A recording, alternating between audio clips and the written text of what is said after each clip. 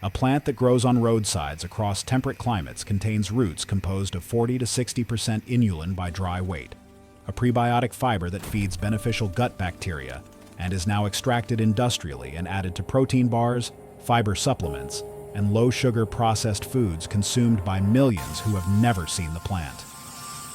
The same root, when roasted, has been used for centuries as a coffee substitute, consumed daily across Europe during the Napoleonic Wars, the American Civil War, and both World Wars.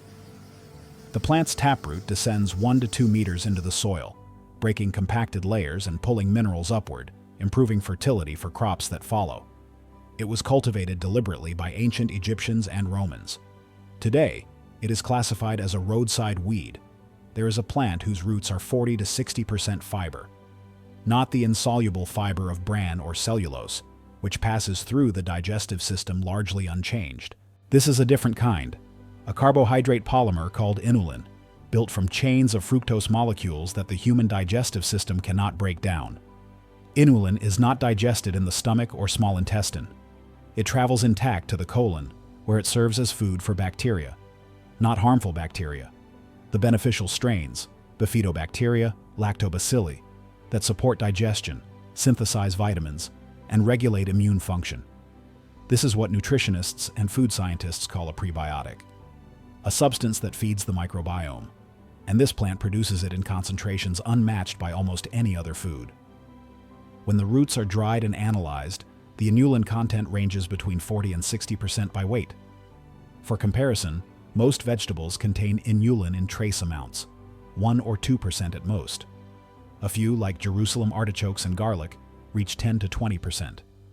This plant doubles that, and it does so while growing in places no crop would tolerate, along roadsides, in abandoned fields, in the gravel shoulders of highways where salt accumulates and soil compacts under the weight of passing trucks.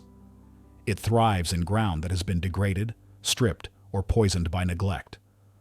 The roots descend deep, 1 meter, sometimes 2, straight down, through layers of clay and hardpan that stop most plants at the surface. As the root grows, it creates channels. When it dies and decomposes, those channels remain, allowing water and air to penetrate deeper. Other plants follow, their roots using the paths this plant has made. And as the root reaches into the subsoil, it pulls minerals upward, calcium, potassium, magnesium, and deposits them in the leaves. When the leaves die back, those minerals return to the surface, enriching the topsoil.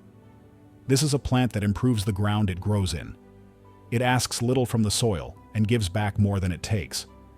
From an agricultural perspective, this is the opposite of extraction. This is restoration. But the roots were not valued for what they did to the soil. They were valued for what they became when harvested, dried, and roasted. They became coffee.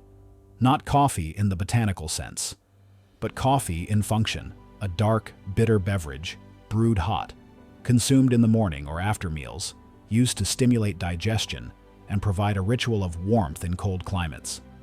The roasted root has no caffeine. It produces no stimulant effect. But it tastes similar enough to coffee that for centuries, across Europe and beyond, it was used as a substitute when real coffee was unavailable or unaffordable. And for much of history, coffee was both. The historical record reaches back to the ancient world. The Egyptians cultivated this plant. It appears in records from the New Kingdom, described as a green eaten fresh and a root used in preparations whose purposes are not always clear. The Romans knew it as well. Pliny the Elder mentioned it in his encyclopedic writings on natural history, noting its cultivation in gardens and its use as a cooked vegetable. But it was in medieval and early modern Europe that the plant's role expanded. The leaves were eaten as a bitter green, often blanched to reduce their astringency. In Italy, in France, in the Low Countries, the plant was grown in kitchen gardens alongside cabbages and onions. The greens were understood as digestive, something that stimulated appetite and aided the breakdown of heavy, fatty foods. The roots, too, were eaten. Boiled, roasted, or baked, they appeared in peasant diets as a winter vegetable, stored in cellars alongside turnips and carrots. But the transformation of the root into a coffee substitute came later, driven by economics and war. Coffee, introduced to Europe in the 17th century, became wildly popular, but it was expensive. The beans were grown in distant colonies, Java, the Caribbean, Brazil, and shipped across oceans. Taxes and tariffs raised prices further. For much of the population, coffee was a luxury. The roasted root of this plant offered an alternative. It was grown locally. It required no importation. It could be cultivated in home gardens or harvested from wild populations along roads and field edges. When dried and roasted, the root developed a dark color and a flavor that, while not identical to coffee, was close enough to satisfy. By the late 18th century, roasted root was being sold in markets across Europe, often blended with real coffee to stretch supplies and reduce cost. Manuals on household economy recommended it. Agricultural guides described how to cultivate, harvest, and process the roots. And then came the wars. When Napoleon imposed the continental system in 1806, blocking British trade with Europe, coffee supplies collapsed. The price of beans, already high, became prohibitive. Across France, Germany, and the Netherlands, people turned to substitutes. Roasted grains, barley, rye, were tried, but the roasted root of this plant became the most widely used replacement. It was not a famine food in the sense of something eaten only in desperation. It was a practical adaptation. Families who had been drinking coffee simply switched to the roasted root, and many continued to use it even after the blockade ended because it was cheaper and locally available. The same pattern repeated in the American Civil War. In the South, Union naval blockades cut off imports, including coffee. Confederate soldiers and civilians roasted whatever they could find: acorns, sweet potatoes, peanuts. But the root of this plant, which grew wild across the region, became one of the primary substitutes. In New Orleans, where French settlers had brought both the plant and the tradition of roasting its root, the practice became so entrenched that even after the war, coffee blended with roasted root remained the local preference. It still is. During the First and Second World Wars, the pattern repeated across Europe. Coffee was rationed or unavailable. Roasted root reappeared. In Germany, in France, in Britain, people who remembered how to prepare it, or who learned from older generations, roasted the roots and brewed them as they had done a century before. And when the wars ended and coffee returned, the practice faded again. But the plant did not. The plant did not fail. But as global trade stabilized in the mid-20th century and coffee became cheap and abundant, the need for substitutes disappeared. Industrial agriculture in Brazil, in Colombia, in East Africa, produced coffee at scales that drove prices down. Instant coffee, introduced in the early 20th century, made preparation faster. Coffee became not a luxury but a commodity, purchased in supermarkets, consumed daily by populations that a century earlier could not have afforded it. The roasted root, which had been economically competitive when coffee was scarce, could not compete when coffee was abundant. Harvesting the roots required labor: digging, washing, drying, roasting. There was no machinery to do this at scale. There was no infrastructure, and there was no market demanding it. The leaves, too, fell out of favor. They were bitter, intensely so, unless blanched or harvested very young. Modern palates, shaped by decades of access to sweet and mild foods, rejected bitterness. The fact that bitterness had been understood as medicinal, as something that aided digestion, no longer mattered. Bitterness was unpleasant, and unpleasant foods were not purchased. Agriculture, increasingly mechanized, had no use for a plant that grew wherever it wanted, that reseeded itself aggressively, that appeared in fields without being planted. The plant was reclassified, not as a vegetable, not as a crop, as a weed. And like other weeds, it was removed. Herbicides killed it. Mowing cut it down before it could flower. The plant persisted. Its deep taproot made it nearly impossible to eradicate, but it no longer fed anyone. The knowledge of how to prepare it, how to reduce the bitterness, how to roast the roots, how to blend them with coffee or brew them on their own, that knowledge stopped being transmitted. Cookbooks stopped including it. Seed catalogs stopped selling cultivated varieties. By the 1970s, in most of Europe and North America, the plant had been forgotten as food. It grew everywhere, along roadsides in vacant lots, on the edges of agricultural fields. Its blue flowers appeared in summer, ignored by everyone except bees. It simply fed no one. In the late 20th century, food scientists began studying inulin. They were not looking for this plant specifically. They were investigating dietary fiber, trying to understand how different types affected digestion, gut bacteria, and metabolic health. Inulin emerged as particularly interesting. Unlike cellulose or other insoluble fibers, inulin is soluble. It dissolves in water and forms a gel in the digestive tract. It is not digested by human enzymes, so it provides no calories, but it is digested by bacteria in the colon, which ferment it and produce short-chain fatty acids that have been linked to various beneficial effects. This made inulin valuable, not as food in the traditional sense, but as a functional ingredient, something that could be added to processed foods to increase fiber content without adding calories or affecting texture. And when researchers looked for sources of inulin that could be extracted at scale, this plant was the answer. The roots, which had once been roasted for coffee, were now harvested, dried, and processed to extract the inulin. The extraction process involved hot water, filtration, and concentration, producing a powder that was nearly pure inulin. This powder is now added to protein bars, fiber supplements, yogurt, bread, and dozens of other processed foods.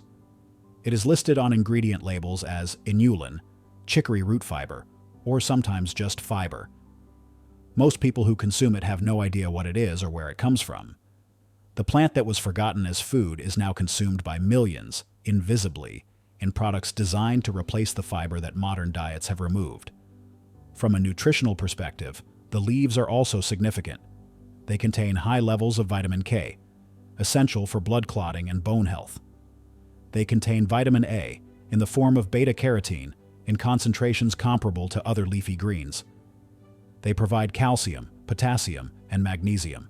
The bitterness, which made them unpalatable to modern tastes, comes from compounds called sesquiterpene lactones, lactucin, and lactucopicrin, which have been studied for their effects on digestion and bile production.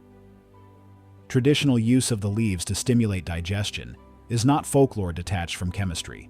It is observation that aligns with the presence of these bitter compounds, which do, in fact, increase bile secretion and gastric motility. From an agricultural perspective, the plant represents resilience. It is perennial. Once established, it returns year after year without replanting. It tolerates drought better than most crops, its deep taproot accessing water that shallow-rooted plants cannot reach. It grows in poor soil, in compacted soil, in soil too degraded for conventional agriculture. And as it grows, it improves that soil. The taproot breaks through compacted layers, creating pathways for water infiltration. The root channels, once the plant dies, remain, allowing subsequent plants to root more deeply. The minerals pulled from the subsoil and deposited in the leaves return to the surface, building fertility over time. The flowers bloom from midsummer into autumn, providing nectar and pollen when many other plants have finished flowering. For bees and other pollinators, this late-season food source is critical, helping colonies build reserves before winter. The plant asks almost nothing. It needs no fertilizer. It needs no irrigation once established. It needs no pest control. It has few natural enemies. It simply grows, wherever conditions allow. And yet, it remains outside the systems that define what counts as food. The plant is called chicory. The name is old, derived through French and Latin from the Greek, though the exact etymology is uncertain. In different languages, it has different names: Secorium, Latin; Chicory in French; Chicory in German; Chicory in Italian. The names differ. The plant does not. It grows today across every temperate region: in Europe, in North America, in Australia, in parts of Asia and South America. Anywhere the climate supports cool season growth, chicory establishes readily. It is found along roadsides, in pastures, on the edges of agricultural fields, in vacant lots and waste ground. The plant is perennial, forming a low rosette of leaves in its first year. The leaves are dandelion-like, long, lobed, often deeply toothed. In the second year, a tall flowering stalk emerges, sometimes reaching a meter or more in height. The flowers are distinctive, bright blue, occasionally white or pink, opening in the morning and closing by afternoon. The root is thick, pale, and fleshy, resembling a small parsnip. It is this root that contains the inulin, that was roasted for coffee that is now harvested industrially for fiber extraction. Harvest is straightforward but labor-intensive. The roots are dug in autumn after the plant has stored energy for winter. They are washed, sliced, and dried. For roasting, the dried slices are heated until they darken and develop a toasted aroma. The roasted pieces can be ground and brewed like coffee, or blended with real coffee to stretch supplies and add body. The leaves are harvested young, before the flowering stalk emerges, when they are most tender. Blanching reduces bitterness, either by placing a pot over the growing rosette to exclude light, or by boiling the leaves briefly before sautéing. The flavor is assertive, better suited to pairing with rich foods than eating alone. Cultivated varieties exist. Some have been bred for larger roots, grown commercially for inulin extraction. Others, like radicchio and Belgian endive, are forms of chicory that have been selected for the leaves rather than the roots. These are sold in supermarkets, eaten in salads, and recognized as food, though few consumers realize they are the same species as the blue-flowered plant growing by the roadside. For foragers, wild chicory is easy to identify and safe to eat. The blue flowers are distinctive. The rosette of leaves, the tall flowering stalk, the milky sap. These features taken together are unmistakable. It grows in accessible places. It does not require hiking into wilderness or navigating private property. It appears in public spaces, along roads, in parks. It is, in most regions, one of the most common plants, and it is still here, still growing on roadsides, still sending roots deep into compacted soil, still pulling minerals upward and leaving the ground better than it found it, still blooming in summer, feeding bees when few other flowers remain, still producing roots that are 40 to 60% fiber, used now not for coffee but for processed foods, consumed by millions who will never see the plant, still ignored by those who pass it every day. The knowledge was always here. It was written in Roman texts, in medieval herbals, in wartime manuals on household economy. It was practiced by soldiers who brewed the roasted root in trenches, by New Orleans families who blended it with coffee, by grandmothers who blanched the leaves and served them with vinegar and oil. We just stopped bending down to dig.